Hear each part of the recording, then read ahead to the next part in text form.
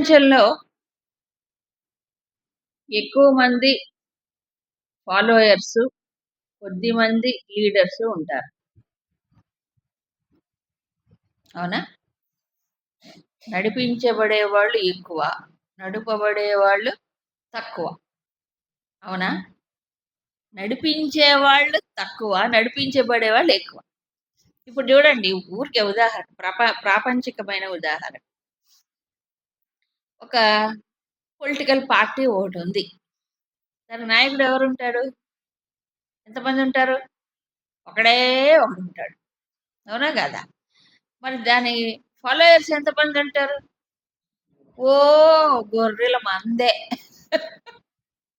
అవునా? ఎక్కువ మంది గొర్రెల మందే. ఈవెన్ ఎడ్యుకేటెడ్ కూడా, అంటే చదువుకున్నవాడు కూడా గొర్రెల మందే.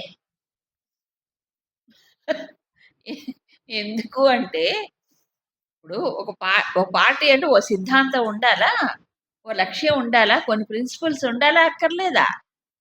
ఆ? అవి ఎక్కడ ఉంటున్నాయి? ఒకప్పుడు ఉండేవి, ఇప్పుడేం లేవు. సిద్ధాంతం లేదు, ప్రిన్సిపల్స్ లేవు, ఏమి లేవు. ఇప్పుడు ఒకటే ఓ సిద్ధాంతం. ఏమిటది? పవర్ రావాలి, డబ్బులు సంపాదించాలి. ఏదో కాస్త అడపాదడప కొన్ని పనులు చేసేయాలి.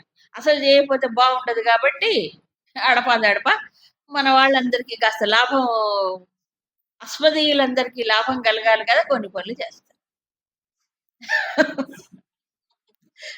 అవును, ఇప్పుడు జరిగేది అదే. ఎవరొచ్చినా అంతే, డిట్టో. ఆ! చూడండి, మరి ఒక్క వ్యక్తి, ఒక రాష్ట్రం ఎవరైనా, ఏ లీడర్ అయినా కావచ్చు, మొత్తం రాష్ట్రంలో ఆహ్, ఎంతమంది ఫాలో అవుతున్నారు గదా! అది ఏం ప్రిన్సిపల్ ఉన్నా లేకపోయినా అవుతున్నారా లేదా? వేల మంది, వేల మంది. మీరు ఒక, ఒక స్వామిని, ఎవరైనా మహాత్ముడిని పిలిచి, ఇదిగో ఆయన సందేశం ఇస్తున్నారంటే ఎంతమందొస్తారు? ఓహో! హాల్ నిండడం కూడా కష్టమే ఈ రోజుల్లో. అదే ఓ పొలిటికల్ లీడర్ వస్తున్నాడంటే ఎలా? ఏంటో తోలుకొస్తారు.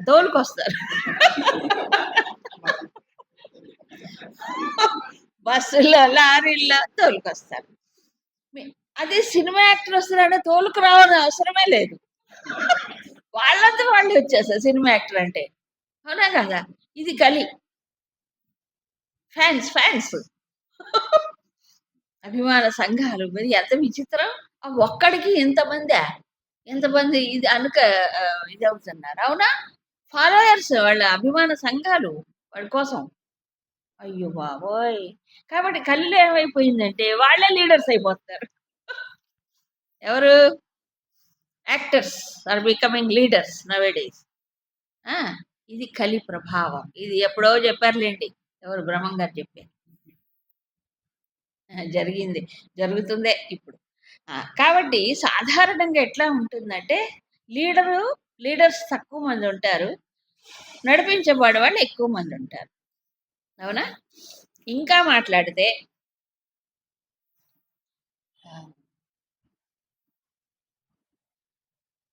అసలు సమాజములో మనుషుల యొక్క క్వాలిటీ అంటే ఎలాగుంది సమాజంలో స్టాండర్డ్స్ అనే దాన్ని బట్టి చూస్తే, ఈ ప్రజలు ఎవరినైతే తమ నాయకుడుగా ఎంపిక చేసుకుంటారో దాన్ని బట్టి తెలిసిపోతుందంట. ఒకానొకప్పుడు శ్రీరామచంద్రుడే రాజ్యాన్ని ఏలేటప్పుడు, అవునా? ఆయనలో ఒక చిన్న లోపము వీళ్ళు చూసారు. ఆయనలో లోపం లేదు. వీళ్ళకి కనిపించింది ఆ దృష్టికి. ఎవరిని? సీతమ్మని తీసుకురావడం లంక నుంచి. కదా! అది కూడా వాళ్ళు సహించలేకపోయారు ఆ రోజుల్లో. ఆ లోపం లేకపోయినా ఈ తర్వాత రాబోయేటువంటి కాలానికి, ధర్మానికి ఏమైనా భంగం కలిగిస్తుందేమో అన్న చింతనతో వాళ్ళు బాధపడ్డారు కదా! అందుకు ప్రజాభిప్రాయాన్ని స్వీకరించి రాముడేం చేశాడు? సీతను పరిత్యాగం చేశాడు. సీతమ్మ కూడా అంగీకరించింది. వాళ్ళిద్దరు ధర్మానికి కట్టుబడ్డాడు కాబట్టి అంగీకరించింది. అయిపోయింది. అవునా? ఆ రోజుల్లో కూడా ప్రజలందరూ ఆలోచించింది ఇదే. ఏమిటంటే, మన రాజుగారు ఇప్పుడు, అంటే శ్రీరాముడు, సీతాదేవిని మరి రావణాసురుడి నుంచి విడిపించి తీసుకొచ్చారు, బానే ఉంది. కానీ రేపు మన విషయంలో ఏదైనా, ఈ భార్య విషయంలో ఏదైనా పొరపాటు జరిగి, ఏదైనా జరిగితే అప్పుడు వెనక్కి తీసుకొచ్చి మనం అంగీకరించాలా ఆమెని అనే డౌట్ వచ్చింది వాళ్ళందరికీ. ఇప్పుడు సీతాదేవి అగ్ని పరీక్షకు లోనైందనే సంగతి వాళ్ళకి ఎవరికీ తెలియదు. ఆ మాట ఈ మాట వినికిడే కదా, కబుర్లే కదా, అవన్నీ కూడా వాళ్ళు చూడలేదు, వినలేదు. కాబట్టి వాళ్ళకి ఆలోచన వచ్చింది. ఇప్పుడు ఈ రాజుగారు ఇలా యాక్సెప్ట్ చేశారు ఆమెని, మన విషయం ఏమిటి రేపు? అప్పుడు ధర్మానికి గ్లాని కలగదా? అప్పుడు ఈ స్త్రీలు ఎలాగైనా ఎక్కడికైనా పోయి కొద్ది రోజులు మళ్ళీ రావచ్చా? అంటే అలాంటి మాటలు అక్కడ ప్రచారంలో ఉన్నాయి ఆ రోజుల్లో. ఒక చాకలివాడే కాదు, చాలా మంది వీధి వీధుల్లో, వాడవాడల్లో అందరూ చర్చించుకున్నారు ఆ విషయాన్ని. సామాన్యమైన కాదు, లోకనింద చాలా ప్రబలిపోయింది. ఆ సమయంలో రాముడు ఏం చేశాడు? మీ అందరికీ ఏమి తెలుసు, సీతాదేవి అగ్నితో సమానం ఆవిడ, నేను చూశాను కళ్ళారా, లక్ష్మణుడు సాక్ష్యం అని డిక్లేర్ చేయలే ఆయన. చేశాడా? వానరులందరినీ పిలిపించి సాక్ష్యం చెప్పించాడు ఆయన. అందరూ చూశారుగా వానరులు, విభీషణుని పిలిపించి సాక్ష్యం చెప్పించచ్చు కదా, చేయలేదు రాముడు. మరి ఏం చేశాడు ఆయన? పరిత్యాగం ఎందుకు? సో వీళ్ళందరికీ సరైన అభిప్రాయం లేదు కాబట్టి, తన ప్రేమ ఉన్నా, తనకి ఇష్టమైన పత్ని అయినా ఆమెను త్యజించాడు. అందుకే అది త్యాగం. ఇష్ట వస్తువును వదిలేస్తే త్యాగం, ఇష్టం లేని దాన్ని వదిలేస్తే త్యాగం ఎట్లా అవుతుంది? అవునా? కాబట్టి రాముడు కూడా అక్కడ శ్రేష్ఠ రాజుగా, ఒక ఇన్ని వేల మంది, లక్షల మంది ప్రజలకి ఒక నాయకుడుగా ఆయన ప్రజాభిప్రాయాన్ని గౌరవించి, శిరోధార్యముగా భావించి, తన వ్యక్తిగతమైన ప్రేమను కూడా పక్కకు నెట్టేసి కదా, తన బాధ్యత అక్కడ ఉంది, పతిగా గర్భవతి అయిన స్త్రీని కాపాడుకోవాలి కదా. అయినా కూడా సరే, ఆయనకి తెలుసు ఎక్కడో ఒక చోట రక్షణ దొరుకుతుందని ముందుగా ఆలోచించి, వాల్మీకి ఆశ్రమానికి సమీపంలో కావాలని అక్కడే సీతమ్మని వదిలేసి రమ్మన్నాడు. ఇదంతా మరి ఎంత ఆలోచన చేసి ఉండాలి. కాబట్టి ఈనాడు సీతారాముల్ని పూజిస్తున్నాం, త్యాగం చేశారు కాబట్టి. ధర్మం కోసము వ్యక్తిగతమైన సుఖాన్ని కూడా వదులుకున్నారు కదా, వ్యక్తిగతమైన ప్రేమను కూడా పక్కన నెట్టారు కదా. మోహం లేదు అక్కడ, ప్రేమ ఎప్పుడు త్యాగాన్నే కోరుతుంది. అవునా? మోహము బంధానికి గురి చేస్తుంది.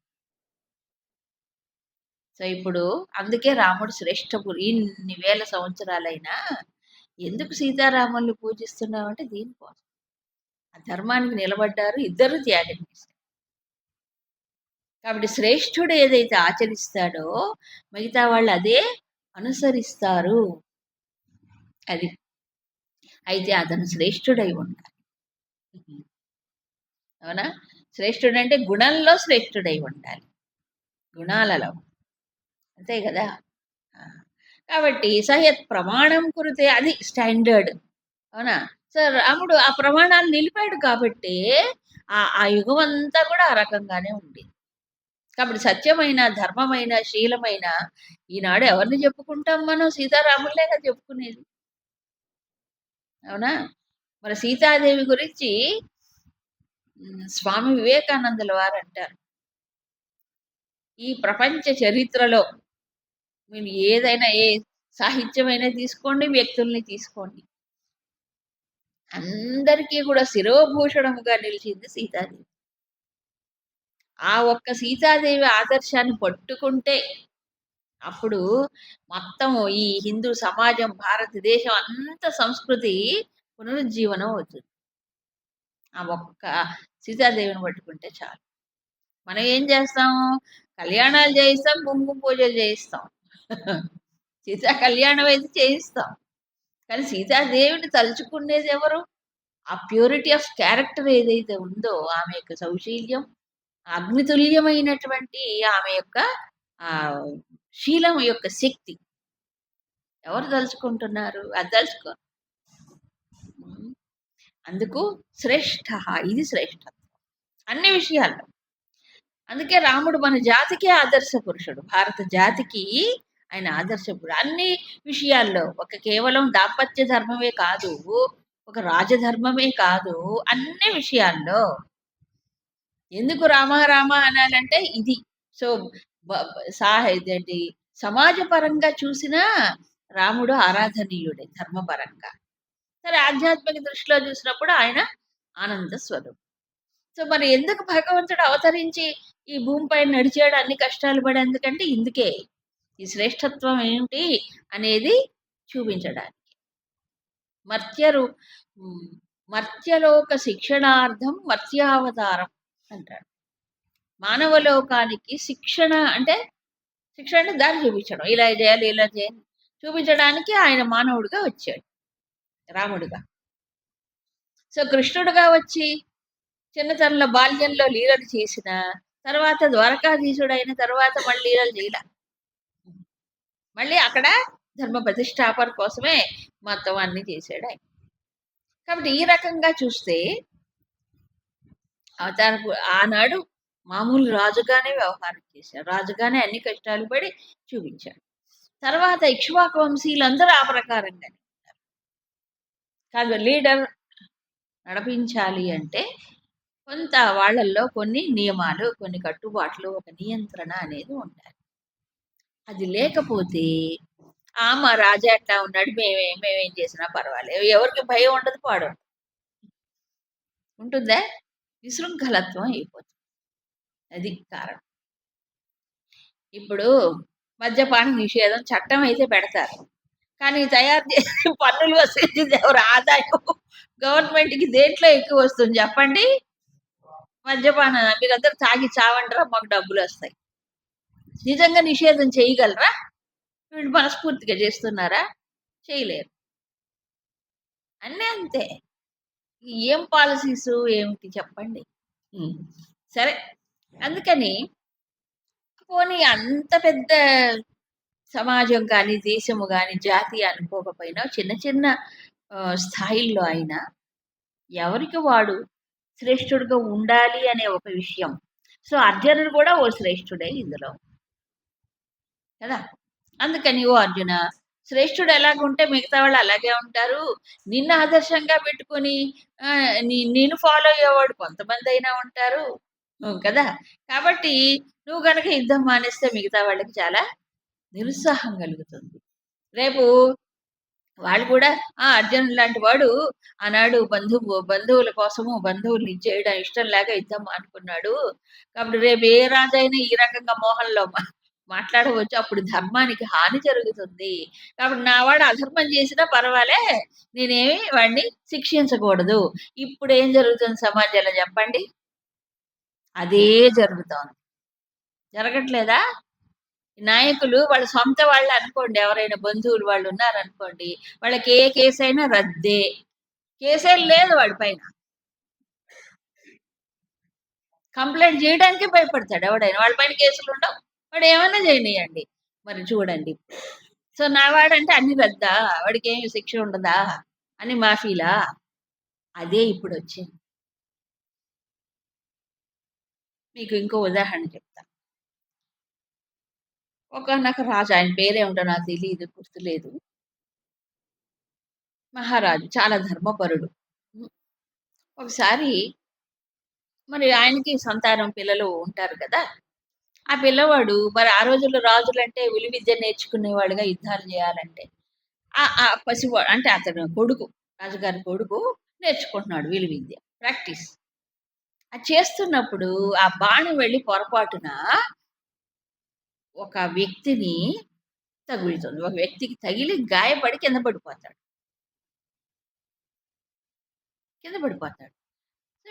సరే, కాసేపట్లో ఏమవుతుందంటే రాజుగారికి వార్త తెలుస్తుంది, చచ్చిపోయాడు వాడు. కింద పడి గాయం అవటమేగా చచ్చిపోయాడు. ఎక్కడి నుంచి వచ్చింది బాణం అంటే తెలిసిపోతుంది కదా చుట్టుపక్కల వాళ్ళకి. అప్పుడు రాజుగారికి తెలిసింది ఏమని, తన కొడుకు వేసిన బాణము చేతనే వాడు నిహతుడయ్యాడు, చనిపోయాడు. విచారణ జరగాలి కదా. ఎవరైనా ఒక వ్యక్తిని ఇంకొక వ్యక్తి చంపాడు అని అంటే మరి విచారణ జరగాలి కదా. వెంటనే జరిగింది. కొడుకే అని తెలుసు, తేలింది. ఆయన వెంటనే ఇతరులకు ఏ రకంగా శిక్ష విధిస్తాడో అదే శిక్షను విధించాడు. ఇంకోడైతే ఈ పని చేస్తే ఏ శిక్ష విధిస్తారు, ఆనాటి రాజ చట్టం ప్రకారం అదే శిక్ష కొడుకు కూడా విధి. కాబట్టి ప్రమాణములు అని అంటే ఏంటి, అది శిక్ష అంటే న్యాయంగా ఉండాలి. తనవాడు అనే మోహం లేదు అక్కడ. నా కొడుకు కదా అనేటువంటి ఆ బంధము లేదు. ఎందుకు, ధర్మ రక్షించాలంటే ఆ రాజు అలా ఉంటే అప్పుడు ప్రజలు అమ్మో రాజుగారు ఎంత ఇది చేశాడు, కొడుకైనా సరే వాడిని శిక్షించాడు కదా. అప్పుడు వేదాంతం గుర్తొస్తుంది. ఆ పసివాడు తెలియక చేశాడులే నావాడు అనేది మోహం కప్పలేదు ఆయన కదా, కప్పలేదు. ఇప్పుడు అర్జునుడి విషయంలో పొరపాటు ఏమిటో అర్థమైందా, వీళ్ళు నా వాళ్ళు కాబట్టి బంధు ప్రీతి మమకారం మోహం వచ్చేసి నేను యుద్ధం చేయడానికి కూర్చున్నాడు. మరి అవునా, ఇంతకుముందు ఇది రాలే బుద్ధిలో కాబట్టి బాగానే యుద్ధం చేశాడు. అందుకు చెప్తున్నాడు కృష్ణుడు. కాబట్టి నిజానికి ఈ ధర్మనిష్ట అనేది ఎప్పుడు పరీక్షించబడుతుందంటే ఈ చక్కటి పరిస్థితులు వచ్చినప్పుడు. అవన్నీ పరీక్షలు. అలాంటప్పుడు కనుక నిలబడితే నిలబడ్డట్టు. సో ధర్మం ఎలా నిలబడుతుంది ఇప్పుడు, ఈ రకంగానే నిలబడుతుంది. అందుకే ఏమన్నారు, ధర్మో రక్షతి రక్షిత, ధర్మ ఏవ హతోహంతి. ఆ రెండో వాక్యం కూడా అంటే ఎవరైతే ధర్మాన్ని నాశనం చేస్తారో వాళ్ళని ఆ ధర్మం ఏమవుతుంది, నాశనం చేస్తుంది. అది కూడా ఉంది, అది పట్టించుకోరు ఎవరు. సో ధర్మం రక్షించడం అంటే ఏంటి, ధర్మం అంటే ఇక్కడ ఎవరు, ఎవరి స్థాయిలో వాళ్ళు, ఎవరి స్థాయిలో వాళ్ళు వాళ్ళ ధర్మాన్ని ఆచరించటం వల్ల రక్షింపబడుతుంది. ఇప్పుడు అదే చెప్తా, యద్యత్ ఆచరతి శ్రేష్ఠ. నువ్వు శ్రేష్ఠుడివి, నువ్వు ఆచరిస్తే మిగతా వాళ్ళు కూడా ఈ క్షత్రియ ధర్మాన్ని, ధర్మ యుద్ధంలో పాల్గొనటం అనే ధర్మాన్ని ఆచరిస్తారు. ఇది నువ్వు ప్రమాణంగా నిలపాలి కదా. ఇది ఫైనల్ వార్, తర్వాత మళ్ళీ నీకు అవకాశం దొరకదు, అంతేగా. కాబట్టి ఈ యుద్ధంలో గెలిస్తే గెలిచినట్టు, లేకపోతే స్వర్గానికి వెళ్ళిపోవాల్సింది. ఈ మధ్యస్థమైంది లేదు ఇక్కడ. అందుకని ఈ ప్రమాణం నేను నిలపాలి. లోక తదనువర్, తర్వాత రాబోయే కాలంలో కూడా ఇదే అనుసరించబడతాం. అదేగా చెప్పాడు, నువ్వు గనక ఇప్పుడు యుద్ధం చేయకపోతే భవిష్యత్తులో నిన్ను చూసి అందరూ ఏమంటారు, ఎలా చెప్పుకుంటారు, అది విస్తరించి చెప్పాడు. మంచి అయినా చెడైనా అంతే, అవునా. అందుకు శ్రేష్ఠుడు అంటే అర్జునుడిలాగా అంత గొప్ప శ్రేష్ఠుడు కాకపోయినా ఒక కుటుంబ స్థాయిలో, సమాజ స్థాయిలో, ఒక సంస్థాగతమైన స్థాయిలో ఎవరికి వాళ్ళు శ్రేష్ఠుడు. కాబట్టి అది ప్రమాణాన్ని నిలపవలసిన బాధ్యత ఆ శ్రేష్ఠుడు. ఒక క్లాస్లో ఒక టీచర్ ఉన్నారనుకోండి, ఉదాహరణ ఓ 20 మందో 30 మందో 40 మందో పిల్లలు ఉంటారు, విద్యార్థులు. వాళ్ళు ఆ చిన్న వయసులో తల్లిదండ్రులు చెప్పింది కూడా వాడు బుర్రకి ఎక్కదు. మా టీచర్ చెప్పారు తెలుసా, అమ్మో చేయకపోతే ఎట్లా అంటారు, అవునా. ఆ టీచర్లు కనుక కాస్త మంచి ఉద్దేశాలుండి, మంచి లక్షణాలుండి వాళ్ళు కనుక వాళ్ళు ఒక మాట అంటే చాలు వాళ్ళు ఫాలో అయిపోతారు పిల్లలు, అవునా. అది కాదే ఇలాగంటే అమ్మో మా టీచర్ చెప్పారమ్మా అంటారు వాళ్ళు ఇంటికి వచ్చి. ఆ టీచర్ శంఖంలో పోసి తీర్థమైన టీచర్ చెప్తేనే వింటాడు వాడు చదువు విషయంలో అట్లా, అవునా. అందుకే మొట్టమొదట తల్లి సంస్కారం, తర్వాత తండ్రి సంస్కారం, తర్వాత విద్య అధ్యయనం, ఎవరు ఉపాధ్యాయుడి సంస్కారం ఇవ్వాలి కదా. అందుకు అప్పుడు శ్రేష్ఠ పురుషులు వాళ్ళు ఎవరు, ఆ 40 మందికి ఆ టీచరు, అవునా. మరి ఈ టీచర్లందరికీ ఎవరు హెడ్, ఎవరు హెడ్ మిస్ట్రెస్, హెడ్ మాస్టర్ ఎవరో. సో ఎక్కడికక్కడ చూస్తే ఇంకో సంస్థలు చూసుకోండి, మేనేజింగ్ డైరెక్టర్ అనుకోండి, అవునా కదా, అలా ఉంటారు. అని చెప్పి సరేలేవయ్యా ఎవరి సంగతి ఎందుకు, నా సంగతి చూడు, నేను ఎదురుగానే ఉన్నాను కదా, నువ్వు చిన్నప్పటి నుంచి చూస్తున్నావు, నా సంగతి చూడు, నాకేమైనా కర్తవ్యము కానీ, చేయవలసింది కానీ చేయకుండా ఉన్నది కానీ, పొందవలసింది పొందకుండా ఉన్నది కానీ మరొకటి లేదు. ఇది ఇది చేస్తే నాకు లాభం, ఇది చేయకపోతే నాకు నష్టం అనేటువంటిది లేదు. అయినా వర్త ఏవచ కర్మణి. నేను కర్మల్ని చేస్తూనే ఉన్నాను. ఈ నానవాప్తం అవాప్తవ్యం అనేటువంటిది ఆయన భగవంతుడు ఆప్తకాముడు అనే విషయాన్ని తెలుపుతాం. ఆప్తకాముడు అంటే పొందవలసిందంతా పొందాడు. ఇంక పొందాల్సింది ఏమి బాకీ లేదు. పరిపూర్ణుడు అని అర్థం. కాబట్టి పరిపూర్ణుడైన సామాన్య మానవుడిలాగానే ఆయన కర్మరంగంలో వ్యవహారం చేస్తున్నాడు. చెప్పి ఎదురుగా ఉన్నాడు కాబట్టి.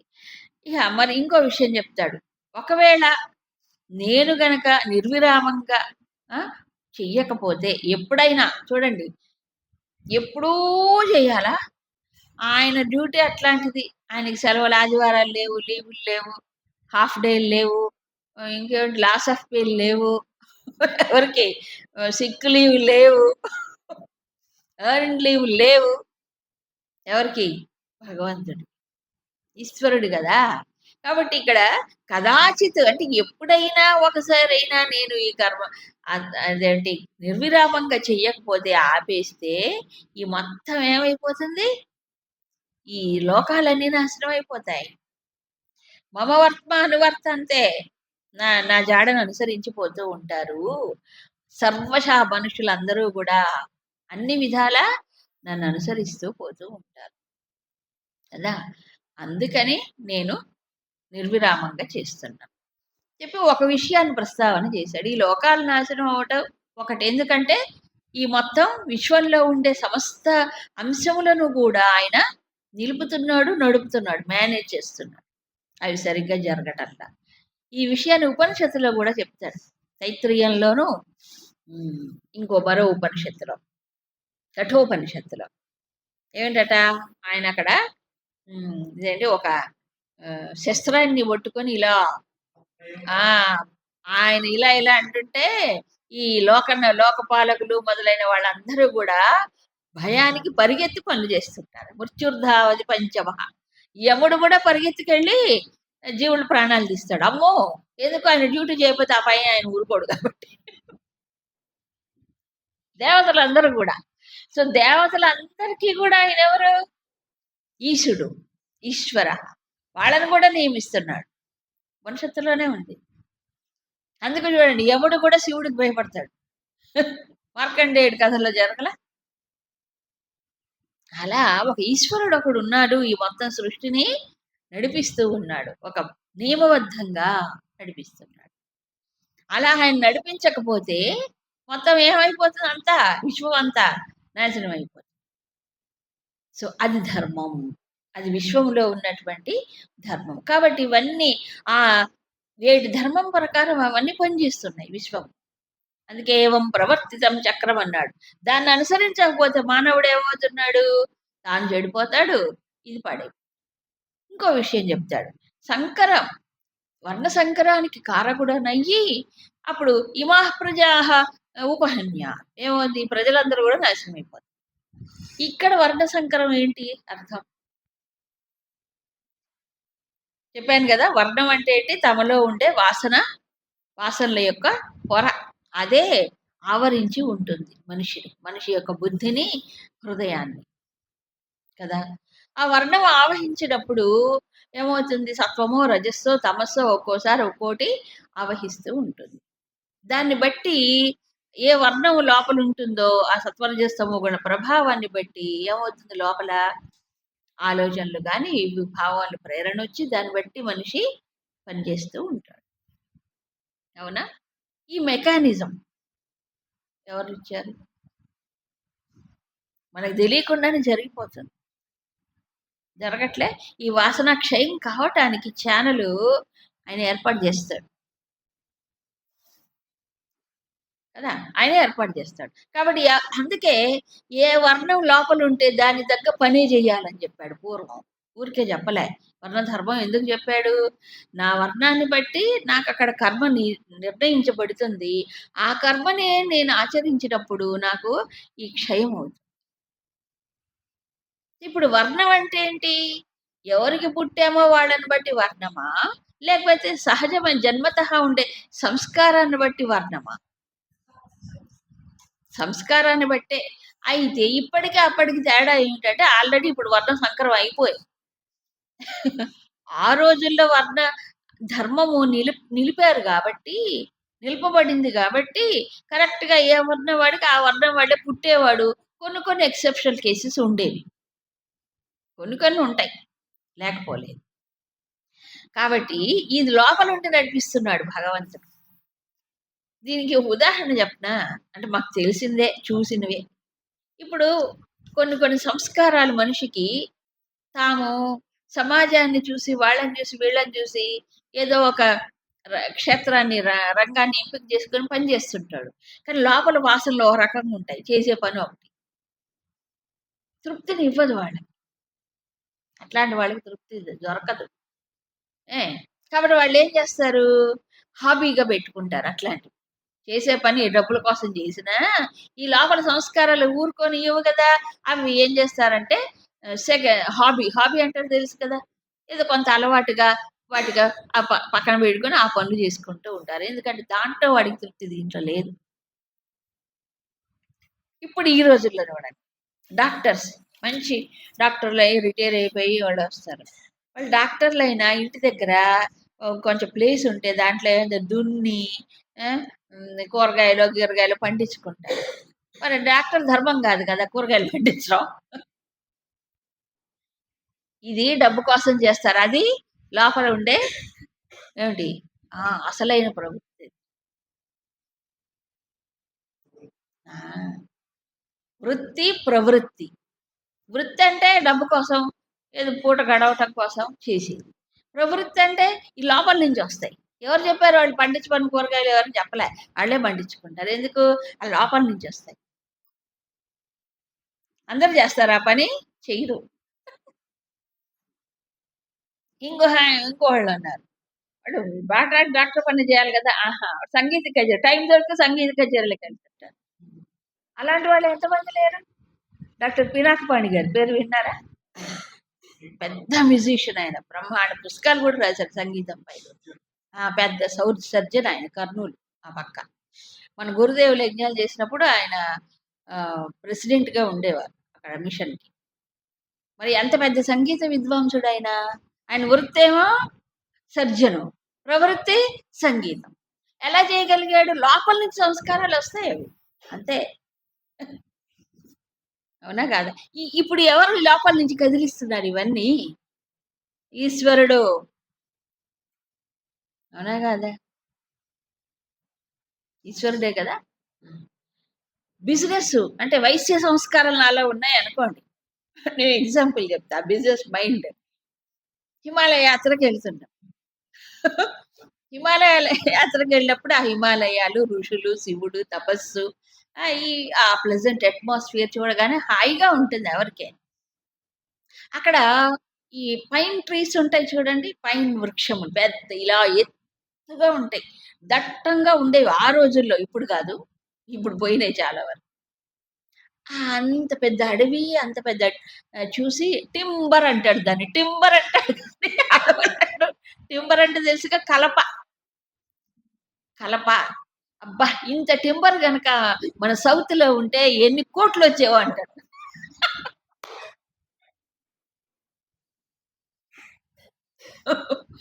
వాడు కోట్లను చూస్తున్నాడు. ప్రకృతిని చూడట్లేదు, ఆనందించట్లేదు. వెధవ బుద్ధి ఎక్కడ పోయినాయి ఈ సంస్కారం. సంస్కారం అట్లాగే ఉంటుంది. ఇంకా బోలెడున్నాయి. ఇలాంటివి ఎన్నో చెప్పలేము. అంటే ఈ ప్రవృత్తి లోపల సంస్కారాలు తంతుంటాయి మనిషిని ఏడుపడుతుంటాడు. సో, ఈ సంస్కారం క్షయమయ్యే ఫీల్డ్ ఎవరిచ్చారు? భగవంతుడిస్తాడు. ఆయన లోపల కూర్చొని తిప్పుతుంటాడు. కదా! హ్మ్. అందుకు తర్వాత రాబోయేటువంటి శ్లోకాల్లో ఈ విషయాన్ని ఇంకా వివరంగా చెప్తాడు. సరే. ఇలా చెప్పి ఇహ తర్వాత భగవంతుడు ఒక సూచన ఇస్తున్నాడు. ఏమిటి అంటే అన్నీ తెలిసినటువంటి వాడు, శాస్త్రమునెరిగి ఉన్నటువంటి వాడు కర్మ చెయ్యాలి. ఏమీ తెలియనటువంటి అజ్ఞాని కర్మ చేస్తాడు. అవునా?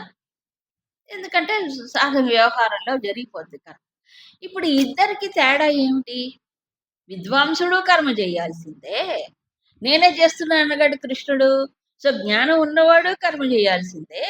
అజ్ఞాని ఎలాగో కర్మబంధంలో ఉంటాడు, చేస్తాడు. మరి ఈ ఈ ఇద్దరికి దేంట్లో తేడా? ఇద్దరు ఒకటేనా? ఆహా! లోపల యాటిట్యూడ్‌లో తేడా ఉండాలి. సో, విద్వాంసుడు ఏ దృష్టితో చెయ్యాలి? చాలా స్పష్టంగా పోల్చి చెప్తున్నాడు. 25, 25, 26 కూడా కలిపి చెబుదాం. సక్తాః కర్మణ్య విద్వాంసః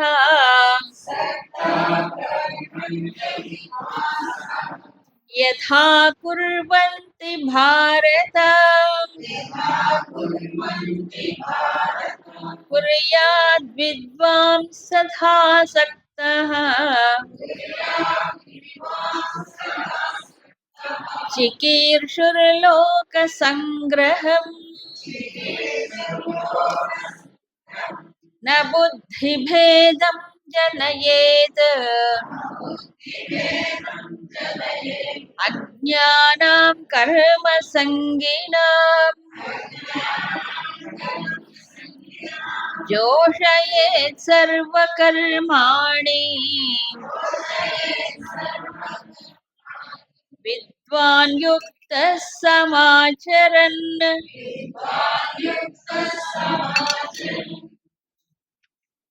విద్వాంసః కర్మాణి, అవిద్వాంసః, అవిద్వాంస అంటే విద్వాంసుడు కానివాడు, ఏమి జ్ఞానము లేనివాడు. యథా సక్తాహ అంటే ఆసక్తితో, కర్మఫలాసక్తితో, ఉమ్, ఆ దాంట్లో మోహముతో, కుర్వంతి కర్మాణి కుర్వంతి కర్మలు చేస్తాడో, తథా అదే విధంగా విద్వాంసుడు ఏం చేయాలి? లోక సంగ్రహం చికీర్షు కుర్యాత్. ఇతను ఏం చేస్తున్నాడు? సక్త భావంతో, కర్మఫలాసక్తితో కర్మ చేస్తాడు. ఎవరు? అజ్ఞాని. మరి విద్వాంసుడు? విద్వాంసుడు అదే ఇంటెన్సిటీతో చెయ్యాలి కానీ ఎలా చేయాలి? లోక సంగ్రహం కోసం చెయ్యాలి, లోక సంగ్రహాన్ని కోరుతూ చెయ్యాలి. మరి వీడు లోక సంగ్రహం వద్దు, ఏం వద్దు, మన సంగ్రహమే అంటే తనకేం వస్తుంది, తనకేం రావాలి అనే ఆలోచనతోనే చేస్తాడు అజ్ఞాని. కర్మ చేయడం ఒకటే, కానీ విద్వాంసుడు ఎరిగిన వాడు నాకేం వస్తుందో అనే కర్మఫలముతో దృష్టితో చేయకు. అది తేడా. చూసారా? ఇప్పుడు భగవంతుడు చెప్పింది ఇంతకు ముందు అదేగా. అసక్త భావన చెప్పలే, అసక్త భావనతో చేయమన్నాడు, బాగా చేయమన్నాడు. నువ్వు కర్మఫలాన్ని కోరుకోవద్దు కానీ చేయవలసింది బాగా చేయి. సమాచార కార్యం కర్మ, అదే ఇక్కడ చెప్తున్నాడు. సో అర్జున, నువ్వు గొప్ప విద్వాంసుడు అనుకుంటున్నావు కదా, ఇంత ఫస్ట్ చాప్టర్ లో మాట్లాడిందంతా ఏంటో మాట్లాడాడు. నిజంగా విద్వాంసుడు అయితే, నీకు శాస్త్రం తెలిసి ఉంటే, జ్ఞానం ఉంటే, నీ కోసం నువ్వు చెయ్యకో. నీ రాజ్య సుఖంగా కోసము కాదు, దాని కోసము కాదు. మరేంటి? లోక సంగ్రహం, లోకానికి మేలు చెయ్యాలి, హితము చెయ్యాలి, ఆ దృష్టితో కర్మలు చెయ్యి. సో జ్ఞాని, జ్ఞాని అంటే ఏమిటి అర్థం ఇక్కడ? జ్ఞాని కూడా కర్మని. ఇప్పుడు శంకరాచార్యులు ఉన్నారు, ఎంత చేశారు ఆయన. అబ్బో, వివేకానందులు, శ్రీరామతీర్థులు, అవునా కాదా? శంకర్లు అయితే అబ్బో అంత చిన్న వయసులో లోకం అంతా తిరిగారు, మొత్తం తిరిగి భారతదేశం అంతా, 4 మూలల, ఇంకా కాశీ కన్యాకుమారి అటు నుంచి, అవునా కదా? ఏమి చెయ్యలేదు ఆ మహానుభావుడు. ఆ జ్ఞాని కాబట్టి అంత చేయగలిగాడు, సామాన్యులు అంత చేయలేరు, అవునా? సో జ్ఞాన నిష్ట కలిగిన వాడు ఎక్కువగా చేస్తాడు, సమాజాన్ని ఎక్కువ ప్రభావితం చేయగలడు, ఎక్కువ కాలం ప్రభావితం చేస్తాడు జ్ఞాని, అవునా కాదా? ఏనాడో శంకరులు ప్రతిష్ఠించినటువంటి యంత్రములు గాని కదా, ఆయన ఏర్పరిచినటువంటి మఠాలు గాని కదా, గ్రంథములు గాని ఇప్పటికీ ఉపయోగపడట్లే ఈ కాలంలో కూడా. అధ్యయనం చేయట్లే వాటిని. ఎందుకు ఇంత చేశారైనా? లోకహితం, జ్ఞాని. అలా ఏమిటంటే విద్వాంసుడైన వాడు, అన్ని తెలిసిన ఆత్మజ్ఞాని. పైగా శంకరులు సామాన్యమైన పండితుడు కాదు కదా, ఆయన ఆత్మజ్ఞాని. అందుకు వాళ్ళకి ఎలాగంటే నిర్విరామంగా చేస్తారు, అక్కడ ఎనర్జీ వేస్టేజ్ ఏమి ఉండదు. హ్మ్. అందుకు. ఇప్పుడు మన గురుదేవులు మనకు లివింగ్ ఎగ్జాంపుల్. అయినా అంతే. చివరి క్షణం వరకు. ఎందుకు? సహజం. ఎట్లాగుంది క్రియావాన్ భవతి అంటాడు ముండకోపనిషత్తులో. క్రియావాన్ భవతి అంటే ఇది నిండిపోయినప్పుడు ఓవర్‌ఫ్లో అయిపోతుంది చూడండి. అలా పరిపూర్ణమైన ఒక ఇది లోపల అనుభవించిన వాడు ఏమవుతాడు తను ఏదైతే పొందాడో దాన్ని పంచాలనిపిస్తుందట. అందుకని పంచుతుంటాడు కూర్చొని. ఆ రకంగా విద్వాంసుడు ఏం జేయాలి? కర్మాణి కుర్వ. ఎలాగూ అజ్ఞానంలో ఉన్నవాడు ఎలాగ ఆసక్తితో జేస్తాడో, అంతే ఆసక్తితో పని జేయాలి. అయితే ఆసక్తి ఏముండాలి? సెల్ఫిష్‌నెస్ కాదక్కడ. లోక సంగ్రహం. అంటే 10 మందికి కోసం, ప్రపంచం కోసం, లోక కళ్యాణం. అలా గనక ఈ మహాత్ములు చెయ్యకపోతే, ఆ మహారాజులు చెయ్యకపోతే ఏమయ్యేది సమాజం? దారి తెన్ను లేకుండా పోయేది కదా! అవునా? కాదా? సో, ఆనాటి నుంచి ఈనాటి వరకు ఈ దేశంలో, భారతదేశంలో ఆచార్యులుగా నిలిచిన వారు ఇక్కడి నుంచే వచ్చారు ఆచార్యులు. జగద్గురువులనేవారు. మిగతా వాళ్ళందరూ జగద్గురువులు గాదు. కదా!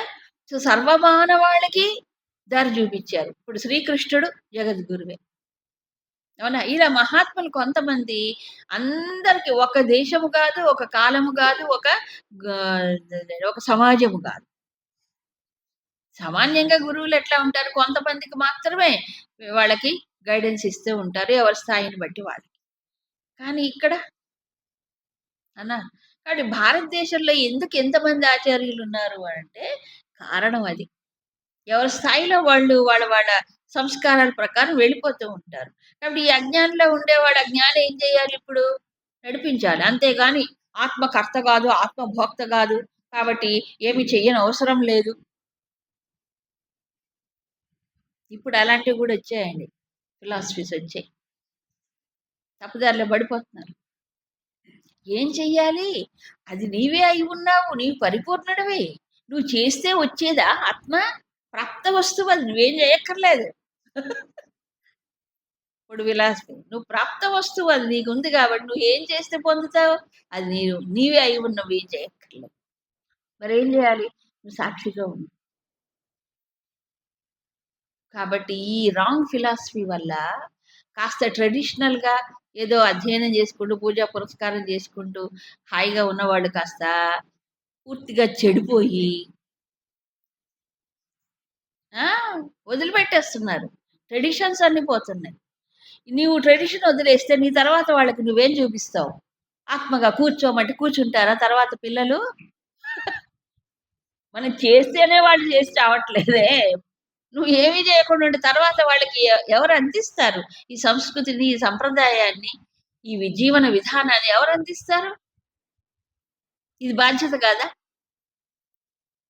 అవునా కాదా? నువ్వు శాస్త్రం చదువుకోవచ్చు. నీకు అన్నీ తెలుసు. నువ్వు నువ్వు చేసుకో ధ్యానం, జపం. మిగతా వాళ్ళ కోసం ఇంట్లో చేయాల్సిందే. అవునా కాదా? మరి పెద్దలందరూ అవన్నీ చేయకపోతే మనకు కొంచెమైనా వచ్చేదా? చూసి నేర్చుకునేవాళ్ళమా? కాదు కదా! అందుకు నీకు అవసరం లేకపోయినా ఎవరి కోసం చేయాలి? ఆ!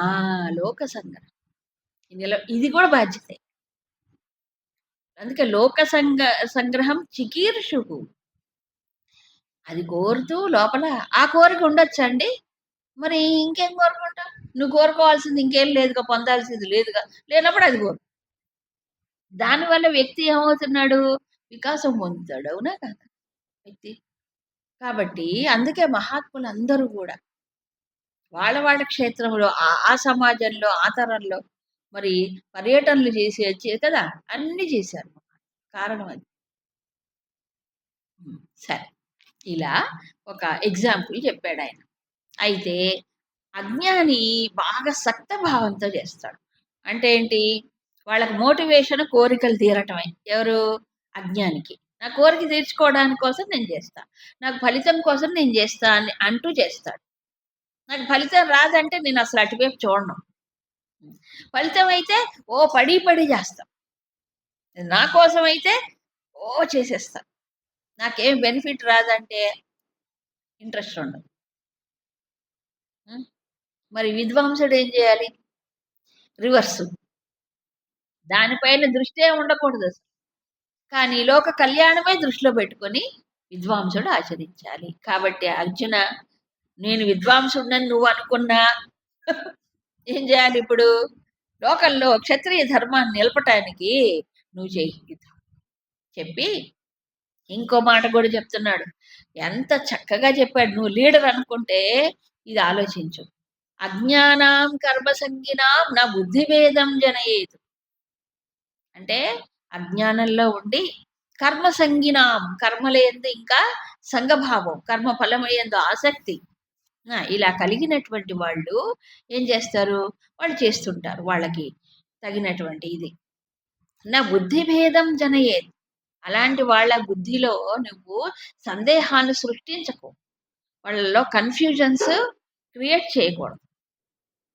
వాళ్ళ దారిన వాళ్ళు పోనివ్వాలి, ఇంకా ఎంకరేజ్ చెయ్య. జోషయేత్ సర్వకర్మాణి విద్వాన్. విద్వాంసుడైన వాడు అన్ని కర్మలని, మంచి కర్మలు ఏవైతే వాటన్నిటిని ఏం చేయాలి? ప్రోత్సహించాలి. తాను తన స్థాయిలో ఉంటూ సమాచరణ యుక్తుడై చక్కగా తాను చేయవలసింది తాను చేయాలి. అజ్ఞానంలో ఉన్నటువంటి వాళ్ళు ఏదన్నా చేస్తున్నప్పుడు వాళ్ళ తగిన కర్మ వాళ్ళు చేస్తుంటే వెరీ గుడ్, చెయ్యి మంచిదే అనాలి. ఏంటి అదంతా చేస్తున్నా, పూజలు ఏంటి, పురస్కారాలు ఏంటి, వదిలే. ఎన్నాడు చేస్తావు పూజలు? ఇంకా చాలు. మరేం చేయి? ధ్యానం చేయి. ధ్యానం కృష్ణుడు ఏం చెప్పాడు? అన్ని యోగాల కంటే ధ్యాన యోగం గొప్పదన్నాడు, చూసుకో. నిజమే, చాలా మంది అలా చేస్తున్నారు ఇప్పుడు. ఇక అది ధ్యానం కాదనుకోండి, ఇంకోటి ఉంది. ఇంకోటి అంటే మేమంతా ఆత్మ విచారణే అండి. మరి ఆత్మ విచారణ అంటే దేవుడు, దైవము, పూజ, పురస్కారం, పారాయణ ఇవన్నీ ఎవరైనా చేస్తుంటే అంటారు. వాళ్ళు హేళన చేస్తుంటారు, వాళ్ళు డిస్కరేజ్ చేస్తారు, హేళన చేస్తారు. అది చేస్తున్నప్పుడు పాపం వాళ్ళకి మేమేదో తక్కువ స్థాయిలో ఉన్నాం, వాళ్ళు ఏదో గొప్ప స్థాయిలో అనుకుంటారు. అవునా కదా? అనుకోని పాపం వాళ్ళకి ఏమి కన్ఫ్యూజన్ లో పడిపోతుంటారు వాళ్ళంతా. అవునా?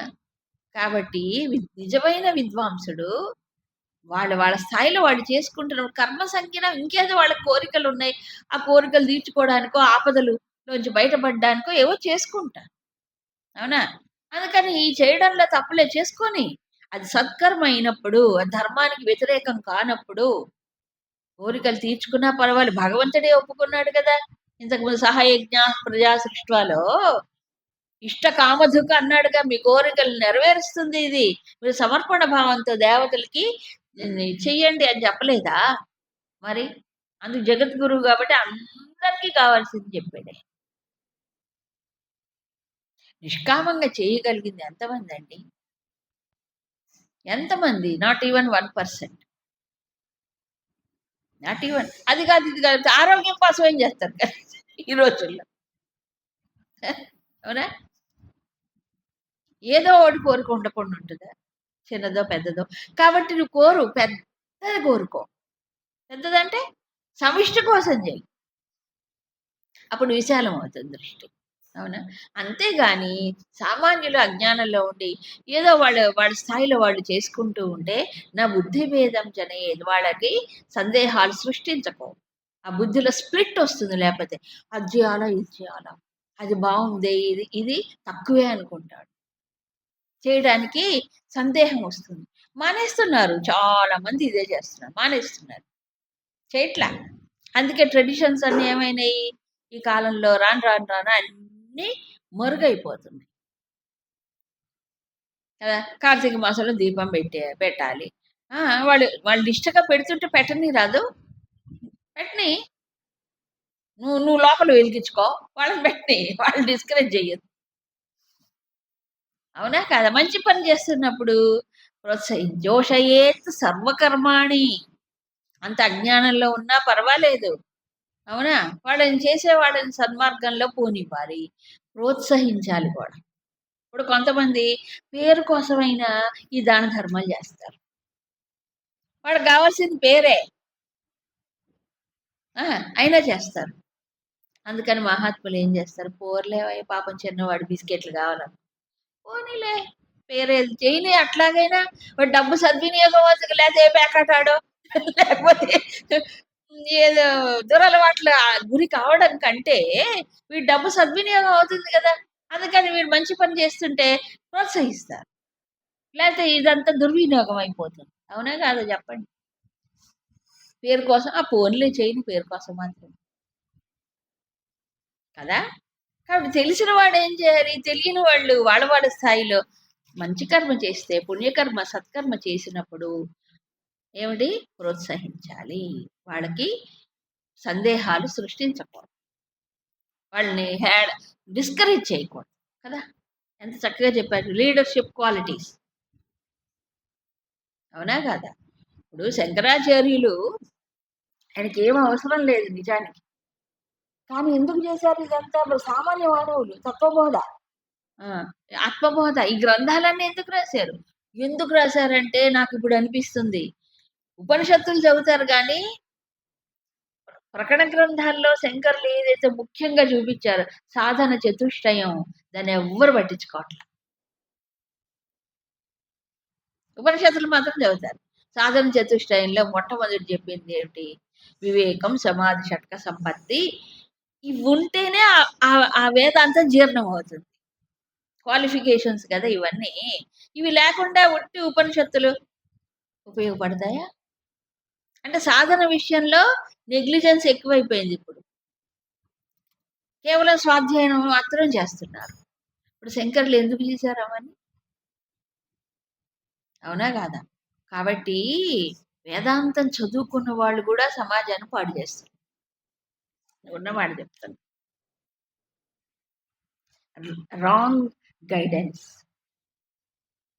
కాబట్టి ఏమైపోతుంది కుటుంబం ఎడల మన ధర్మం ఎడల సంప్రదాయం ఎడల ఏ బాధ్యత ఉందో దాన్ని విస్మరిస్తున్నారు. విస్మరించట్లా? విస్మరించటం వల్ల ఏమవుతుంది? శుష్క వేదాంతం అయిపోయింది చివరికి. అందుకేనేమో మలయాళ స్వాముల వారు ఎప్పుడో శుష్క వేదాంత తమో భాస్కరం అని ఓ గ్రంథాన్ని రచించారు. ఇది శుష్క వేదాంతులకి తమస్సు ఆవహిస్తుంటుంది. దానికి భాస్కరం అంటే వెలుగొచ్చేలాగా వాడి బుద్ధిని ఇది చేసేలాగా ఒక ఖండిస్తూ రాశారు. కాబట్టి మెట వేదాంతం అంటాం మనం మామూలు తెలుగులో ఏమంటాం? మెట వేదాంతం అంటాం. అది ఎక్కువైపోయింది. కాబట్టి ఏమైపోయింది? మినిమం మొరాలిటీ వేదాంతంలో ఇవన్నీ ఇదంతా భౌతిక ప్రపంచం దీని గురించి పట్టించుకోవాలి. నేను బ్రహ్మముని ఏం చేసినా తప్పు లేదు అంటే ఎట్లా? ఆ! నేను బ్రహ్మమునే కాబట్టి నేను ఏమైనా చేయొచ్చు. బ్రహ్మం అయినప్పుడు ఏమీ చెయ్యదు కదా! ఆ కర్త కాబట్టి నాకేం అంటదు. ఇలాంటిది ఎక్కువైపోయింది. మెట వేదాంతం కదా! ఏమైపోతుందంటే ఇలాంటి వాళ్ళని చూసి సామాన్యులు ఏమనుకుంటారు? ఓహో! వేదాంతమే మన పని మందే. అవునా? కాబట్టి ఏం చూపిస్తారు ఎగ్జాంపుల్? చూపించలేరు కదా! ఇప్పుడు తంత్రం అనే పేరిట ఎంత దురాచారం ప్రబలిపోయిందో. తంత్రం. యెస్. తంత్రం ఒక మంచి శాస్త్రం. అది సైన్సు. ఇప్పుడు మీకు తెలీదు చాలా. తంత్రం పేరిట, శ్రీ విద్య పేరిట కదా! ఎంత ఘోరమో. ఆ పంచమకారాలంటారు చూడండి. పంచమకారాలు. వాటికి బానిసలైపోతున్నారు. మద్యం, మాంసం, మధువు ఇంకేంటో నానా రకాల చాండాలం అంతా. అది అదట తంత్రం అంట. తంత్రం నీకు అవే చెప్పిందా? దురాచారాలు గమ్మందా తంత్రం? కాబట్టి వామాచారం, శిష్టాచారం 2 ఉన్నాయి. సమయాచారం. మొత్తం వామాచారం వైపు వెళ్ళిపోతది శ్రీ విద్య అని పేరు చెప్పి, తంత్రం అని పేరు చెప్పి. యెస్. చాలా జరుగుతోంది. అందుకు విద్వాంసుడు ఏం చెయ్యాలి? వీడు ఈ పేరు పెట్టుకొని శ్రీ విద్య పేరు, తంత్రం పేర్చుకొని ఈ పనులు చేస్తే మిగతా వాళ్ళు ఓహో! ఈ ముసుగేసుకొని మన అన్ని చేయొచ్చనమాట. ఇది జరుగుతోంది సమాజంలో. అవునా? భగవంతుడు ఎప్పుడో చెప్పాడు ఈ విషయం. కాబట్టి లోక కళ్యాణాన్ని దృష్టిలో పెట్టుకొని ఏం చేయాలి? సన్మార్గములో వాళ్ళు పుణ్యకర్మలు చేసి సదాచారులైతే ప్రోత్సహించాలి. అంతే తప్ప అకర్తృత్వం, అభోక్తృత్వం, ఆత్మకు కర్మ లేదు, కర్మ లేదని చెప్పక, ఆత్మకు లేదు, శరీరం వాటి పని అది చేస్తుంది. అంటే నువ్వు మళ్ళీ దిగజారొద్దు. అది నువ్వు కర్మలో ఇరుక్కుపోకు. సక్తాహ వాళ్ళకి సక్త భావన ఉంటుంది. విద్వాన్ యుక్త సమాచరణ. మన కర్మబంధాల్లో ఇరుక్కుపోకుండా, దిగజారకుండా నువ్వు చేసుకుంటూ పోవాలి. అలా ఇరుక్కుపోకుండా ఉండాలంటే పెద్ద కోరిక పెట్టుకో. పెద్ద కోరిక అంటే ఏమిటి? లోకహితం. అప్పుడు కంటకం కంటకేనయు అంటారు. అవునా కాదా? ఒక చిన్న దాన్ని తీసేయాలంటే ఏం చేయాలి? ఇంకో ముళ్ళను ఉపయోగించాలి. ఈ వ్యక్తిగతమైనటువంటి వదలగొట్టుకోవాలంటే ఏం చేయాలి? సమిష్టి కోసం చేయడం. సమిష్టి కోసం చేయడం. ఇప్పుడు దేవాలయం నిర్మిస్తారు. ఎవరి కోసం? ఎవరి కోసం? అందరికీ ఉపయోగపడుతుంది కదా, ఆ ఉద్దేశం. అట్లా. ఇకపోతే అలా కాకుండా ఈ కర్మరంగంలో ఇరుక్కుపోయి ఉన్నటువంటి వ్యక్తి, సామాన్య అజ్ఞాని యొక్క పనితీరు ఎలా ఉంటుంది? ఎలా బంధాల్లో ఇరుక్కుపోతాడు? ప్రకృతే క్రియమాణాని గుణైః కర్మాణి సర్వశః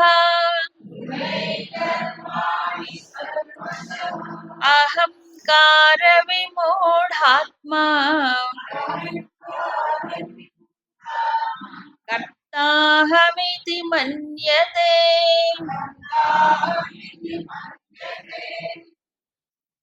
28లో విద్వాంసుడి యొక్క కర్మాచారం. తత్వవిత్తు మహాబాహో గుణకర్మ విభాగయోః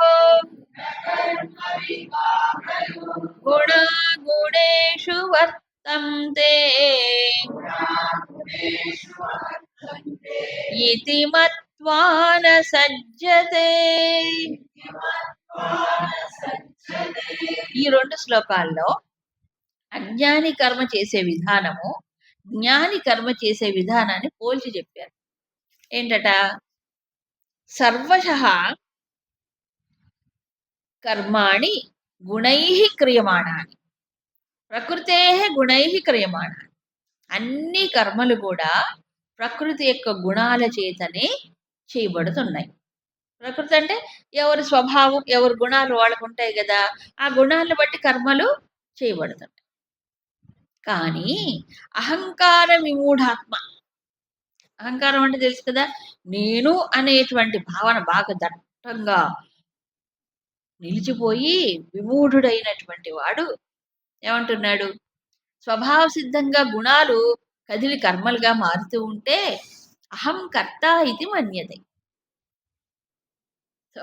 ఒక టైటిల్ ఇచ్చాడు ఇప్పుడు శ్రీకృష్ణుడు. కర్తృత్వ భావనతో కర్మం చేసేవాడు ఎవరు? ఇప్పుడు విమూఢుడు. PhD degree. మూఢుడు కాదు, విమూఢుడు. అవునా కాదా? అంటే నేను కర్తని, నేను చేస్తున్నా. ఎందుకు? లోపల కర్మ ఎలా జరుగుతుందో ఆ టెక్నాలజీ తెలియక వాటికి చిన్న అహం ఏమవుతుంది?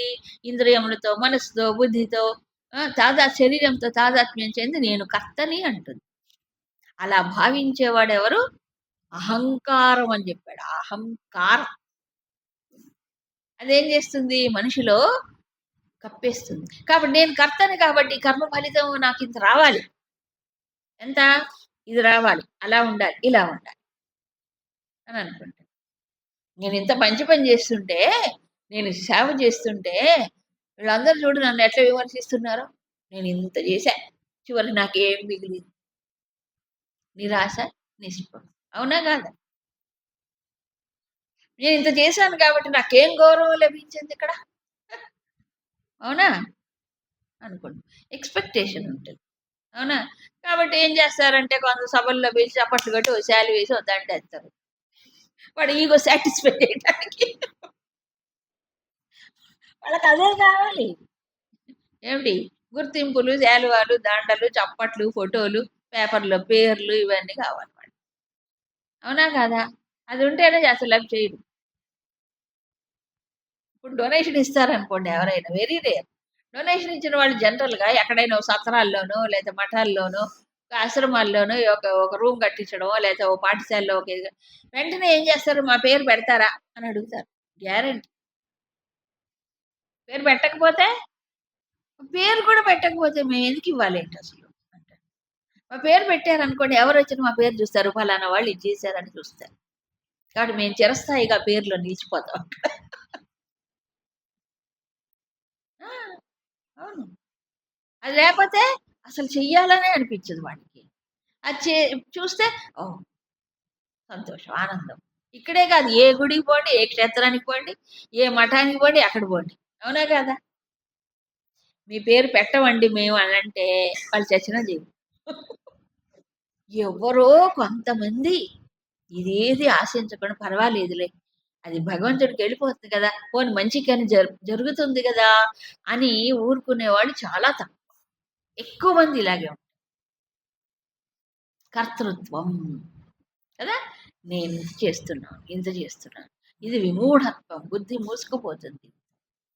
కర్తృత్వ భావనతో బుద్ధి కర్మఫల ఆసక్తి పెరిగిపోయి ఇంకా ఇంకా ఏమవుతాయి సంస్కారాలు పెరిగిపోతాయి. లోపల వాసనలు పెరిగిపోతాయి. ఏమి తగ్గవు. ఖాళీ అవ్వటానికి బదులు ఏమవుతున్నాయి? ఇంకా ఇంకా మూట పెంచుకొని పోతుంటాం. ఇది అజ్ఞాని చేసే పని. ఆన్ ద అదర్ హ్యాండ్ ఆ పక్క చూస్తే తత్వాన్ని ఎరిగినటువంటి విద్వాంసుడు ఏం చేస్తున్నాడు? గుణకర్మ విభాగయోహో, గుణములు కర్మలు ఈ రెండింటిని బాగా తెలుసుకున్నటువంటి వాడై, తేడా ఇదేమిటి అని తెలుసుకున్న వాడై, గుణా గుణేషు వర్తంతే ఇది మత్వా న సజ్జతే, తగులుకోడు, న సజ్జతే. ఆయన దృష్టి ఎలాగుంటుంది? గుణములు గుణముల్లోకి వెళ్ళిపోతున్నాయి అని చూస్తాడు సాక్షిగా. కానీ కర్మకి తగులుకోడు, నేను కర్తని అని భావించాడు. ఏంటి గుణాగుణేషు వర్తంతే, రెండు గుణాలు అంటున్నారుగా. ఒకటి సూక్ష్మమైన గుణాలు, ఏది ప్రకృతి సిద్ధంగా సంస్కారాలు వాసనలు ఉన్నాయి కదా, సత్వరజస్తమో గుణాలు ఉంటాయి కదా, అవి ఏమవుతాయి? లోపల నుంచి కదులుతాయి. అవునా కాదా? ఆ కదిలించేవాడు ఎవరు? మళ్ళీ ఆ పైన ఉన్నవాడు ఈశ్వరుడు. ఇందాక చెప్పాడు కదా. ఆ గుణాలు కదిలేమవుతున్నాయి? సూక్ష్మ శరీరంలో ఆలోచనలుగా, ప్రేరణలుగా వస్తాయి. వస్తాయిగా. అవే ఆలోచనలు గాని, ప్రేరణలు గాని ఇంద్రియ స్థాయికి, స్థూల శరీర స్థాయికి వచ్చేటప్పటికి కర్మగా వ్యక్తమవుతుంది. ఇప్పుడు గుణాలే కర్మలుగా వ్యక్తమవుతున్నాయి. గుణములు కారణ శరీర స్థాయిలో ఉంటే, ఆలోచనలు, భావములు, ఇవి సూక్ష్మ శరీర స్థాయిలో ఉంటే, అవునా? వ్యక్తమవుతుంటే, మరి కర్మగా స్థూల శరీర స్థాయిలో వ్యక్తమవుతుంది. సో, గుణములు గుణముల్లోకి వెళ్ళిపోతాయి. కర్మలుగా వ్యక్తమవుతాయి. ఇది మెకానిజం. దాన్ని కదిలించేది ఈశ్వరుడు. కదిలేవివ్వి. మధ్యలో పానకంలో పుడక ఒకడున్నాడు. ఎవరు పానకంలో పుడక? అహంకారం. దానికి తగులుకొని అంటాడు. తగులుకొని దాంట్లో వేలు పెట్టి నేను అంటున్నాడు. కానీ ఇందులో అసలు ప్రమేయం ఏముంది చెప్పండి? అవి కదిలి కర్మలుగా అవుతున్నాయి. కాబట్టి సజ్జతే, తగులుకోకుండా సాక్షిగా ఉంటాడు. కర్మలు జరిగిపోతాయి వాళ్ళ ద్వారా. ఎవరు? తత్వాన్ని ఎరిగినవాడు. కాబట్టి ఏమవుతుంది? కర్మలు జరుగుతుంటే సాక్షిగా ఉంటాడు అక్కడ. నేను కర్తని అండు, నేను భోక్తని అండు. కాబట్టి తగులుకునేది ఏముంది అక్కడ? కర్మఫలానికి గురి కాడు, కారకుడు కాడు. అది బంధంగా పరిణమించదు. సో కర్మలు జరుగుతుంటే సాక్షిగా ఉంటాడు. తాను కర్మ చోదనం చేయడు. ఎందుకు? జ్ఞానం ఉంది కాబట్టి. చోదనం అంటే ఏంటి? ప్రేరణ. సో ప్రేరణ ఎక్కడి నుంచి వస్తుంది? లోపల నుంచి వస్తుంది. సో అలాంటి వాడికి పాపము అంటదు, పుణ్యము అంటదు, రెండు అంటావు. అదే కదా కృష్ణుడు చెప్పింది, నీకు పాపం రాదు నాయనా, నీకు పాపం రాదని చెప్పలే. సమర్పణ చేసి చెయ్యి అని చెప్పలేదా? ఈ సిద్ధి అసిద్ధి రెండింటి మీద దృష్టిలో పెట్టుకోకని మొదలే చెప్పాడు కదా. రెండిటి మీద దృష్టి వద్దు. నువ్వు చేయవలసిన కర్తవ్యం ఆచరించు. ఈ లోపల నుంచి ప్రేరణలు వెళ్ళిపోతున్నాయి. కర్మ రూపంలో వ్యక్తం అవుతాయి. నీవేంటి మధ్యలో? ఇది సెంట్రల్ థీమ్ మొత్తం భగవద్గీత కదా. కర్మక్షేత్రంలో వ్యవహరించే వాడికి కదా. అంటే కర్మ అనేది ఎలా జరుగుతుంది? బట్ నేనెవరు ఈ కర్మ జరగటంలో? అందుకే క్లియర్‌గా 2వ అధ్యాయంలో మా కర్మ ఫల హేతుర్భూః అన్నాడు. అంటే కర్మ ఫలితానికి నువ్వు కారణము కావద్దు. కారణం ఎప్పుడవుతున్నాడు? నేను కర్తని అనుకున్నప్పుడు, నేను భోక్తని, ఈ ఫలితాన్ని నేను అనుభవించాలి, ఇది ఇలాగే రావాలి అనుకున్నప్పుడు కారకుడవుతాడు కదా. తత్వాన్ని ఎరిగిన వాడు జరుగుతున్నాయి. ఓ పెద్ద కర్మ వలయం ఇదంతా సృష్టి చక్రం. దాంట్లో ఒక ఉపాధి. ఈ ఉపాధులు పనిచేస్తుంది. కాబట్టి హి అలౌస్ ద కర్మ. అంటే కర్మ జరగటాన్ని ఆయన ఏం చేస్తున్నాడు? చూస్తున్నాడు. అది జరుగుతుంటే. ఎక్కడ? ఎవరో చేస్తుంటే చూడడం కాదు. ఎవరో చేస్తుంటే చూడడం చాలా ఈజీ. సాక్షిగా తన కర్మ తన లోపలే తన ఇంద్రియాలు మన ఇవి కర్మ చేస్తూ ఉంటే సాక్షిగా ఉంటుంది. కర్తృత్వం అనేది ఏ కోసైనా ఉండదు. ఎందుకు? తత్వవిత్తు కాబట్టి, విద్వాంసుడు కాబట్టి అది ఉండదు. సరే, మళ్ళీ ఇందాక చెప్పిన విషయాన్ని విద్వాంసుడు అవిద్వాంసుడు ఒక్కసారి మళ్ళీ పునః చెప్తున్నారు చూడండి. ప్రకృతేర్గుణ సమ్మూఢాః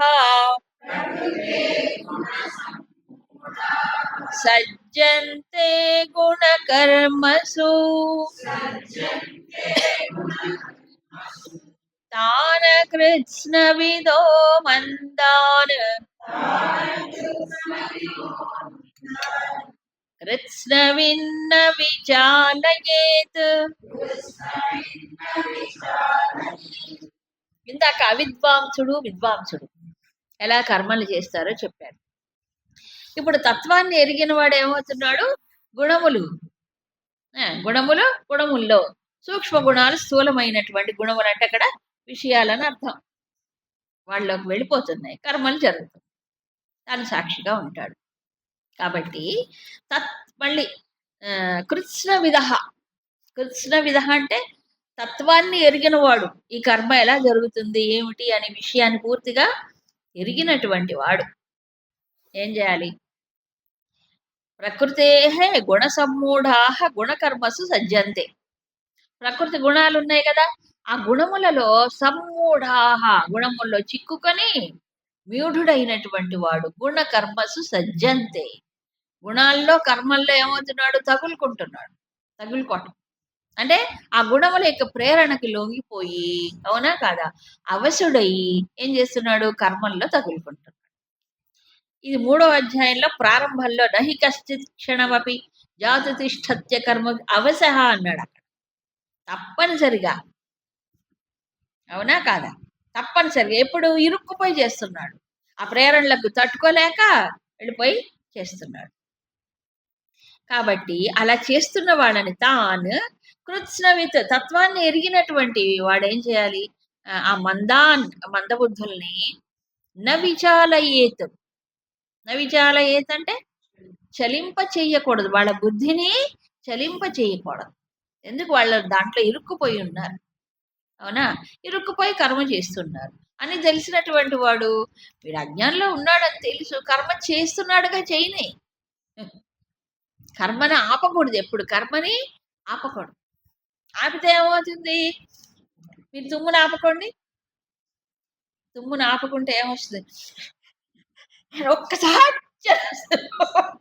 ఎంత ఆపుకుంటే అంత పెద్దగా వస్తుంది. దగ్గును ఆపుకుంటే అంతే. ఏదైనా లోపల నుంచి బయటకు వచ్చేదాన్ని బయటికి రానివ్వాలి. ఆపితే ఇంకా ఘోరంగా అయిపోతుంది. ఆపకూడదు, అవునా కదా. ఈ లోపల ఈ వాసనలు కూడా అట్లాంటివే. బయటికి వెళ్ళిపోతే పేడా పోవాలి. ఎలా పోతుంది? ఈ మెకానిజం ఉంది. ఏంటి? కర్మ ద్వారా అవన్నీ బయటికి వెళ్ళిపోతుంది, అవునా కదా. కాబట్టి గుణాల్లో తగులుకుంటారు వాళ్ళు. కాబట్టి కర్మల్లో కూడా అంతే ఇదితో తగులుకుంటారు.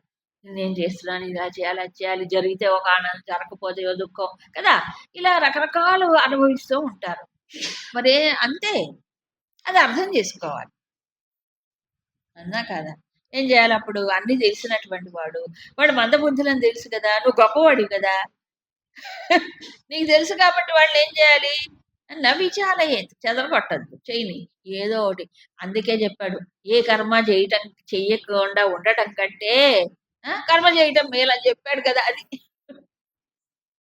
కర్మ జ్యాయోహ్య కర్మణః. లేకపోతే వాడేం చేస్తాడు? కర్మలన్నీ మానేసి కూర్చుంటాడు, నిద్రపోతాడు. ఆ! కర్మలు మానేసి నిద్రపోతుంటాడు. నిద్రపోవడం నిద్రపోక్కర్లేదు. నిద్రపోడు. అనవసరమైన పనులు చేస్తాడు. అవసరమైనవి చేయడు. ఎందుకంటే 24 గంటలు ఎవరు నిద్రపోతారు? పోరు. కాబట్టి ఏం చేయాలి ఇప్పుడు? ఈ కర్మ మానేస్తే ఏదైతే చేయవలసిందో అది మానేశాడనుకోండి. అప్పుడు పనికిరాని పనులన్నీ చేస్తుంటాడు కూర్చొని. ఈ ఎనర్జీ అంతా ఏమైపోతుంది అప్పుడు? రాంగ్ ఛానల్‌లోకి వెళ్ళిపోవట్లా? ఇప్పుడు సమాజంలో జరిగేదది. ఏం జరుగుతుంది? ఆలోచనలన్నీ రాంగ్ ఛానల్సే. ఎందుకంటే యూట్యూబులు గొట్టాలు బోలెడొచ్చాయి. యూట్యూబ్ గొట్టాలొచ్చాయా? ఈ గొట్టాల్లో ఎవడికి తోచింది వాడు పెడుతుంటాడు. పనికొచ్చాయి, పనికిరానివి, ఘోరమైనవి అన్ని దాంట్లో లోడ్ చేస్తుంటాడు. Upload, download. కొంతమంది అప్‌లోడ్ చేసిందే ఎక్కువ మంది డౌన్‌లోడు. చూడండి, టైం దొరికితే మీరు రైల్వే స్టేషన్‌లో, బస్ స్టాండ్‌లో, రైల్లో, కార్లలో ఎక్కడ పడితే అక్కడ ఎవరి చేతిలో చూసినా ఇదే. ఏది? ఇదా. ఇదోకటి ఉంది. కనీసం పక్కవాడితో మంచి మాటలు కూడా మాట్లాడట్లేదు. అప్పుడు కనీసం ఏదైనా మంచి ఒకళ్ళకొకళ్ళు ప్రయాణం చేసేప్పుడు ఏవండీ ఎక్కడికి పోతున్నారు ఏంటి? ఏదో అది కూడా లేదు. ఎవడి మొహం ఎవడు చూడు. అందరి మొహం ఇక్కడేసుకుంటారు. పోనీ ప్రయాణం చేసేటప్పుడంటే ఏదోలే టైం పాస్. ఇంట్లో, ఇంట్లో ఉంటే తల్లి, కొడుకు, భార్య, భర్త ఉంటే వీడి గదిలో వాడు పోడు, వాడి గదిలోకి వీళ్ళు పోరు. చాలా ఘోరం అబ్బా! ఒక ఇంట్లో ఒకళ్ళ మొహాలు ఒకళ్ళు చూసుకోరు. ఎందుకు? ఫోను చేస్తారు. ఫోను ఎక్కడ? ఈ గదిలోంచి ఆ గదిలో. ఈ గదిలోంచి ఆ గది పక్క గదే. పోయి మాట్లాడుకోవచ్చు కదా! ఒకళ్ళ మొహాలు ఒకళ్ళు చూసుకొని. అందరూ ఈ మొహాలే చూసి ఆ మొహాలు ఎక్కడ చూస్తుంటారు చెప్పండి. Busy, busy. I'm busy. ఇది. కాబట్టి అవసరమైన పని చెయ్యకపోతే, అనవసరమైన పని చేస్తుంది ఏది? ఇది ఊరుకోదుగా. ఏదో ఒకటి పనికిరాని పని చేస్తుంది. కాబట్టి ఏది బెటరు? చేయడం బెటరు. వాడి స్థాయిలో వాడి అజ్ఞానమో, వాడు ఏదో ఒకటి తగిన కర్మ చేయని. లేపోతే ఎనర్జీ అంతా వేస్ట్ అయిపోతుంది. కాబట్టి ఏం చేయాలప్పుడు? విచాలయేత్, తెలిసిన వాడు బుద్ధిని చెదరగొట్టకూడదు. Very good. ఇక్కడ దాకా ఒక ఫేజ్. అంటే అజ్ఞాని, జ్ఞాని, విద్వాంసుడు, అవిద్వాంసుడు ఎలా ఉంటారు. ఇక రాబోయేది ఇంకా ముఖ్యమైనటువంటి విషయం. కర్మయోగాన్ని ఏ దృష్టితో ఆచరణ చెయ్యాలి.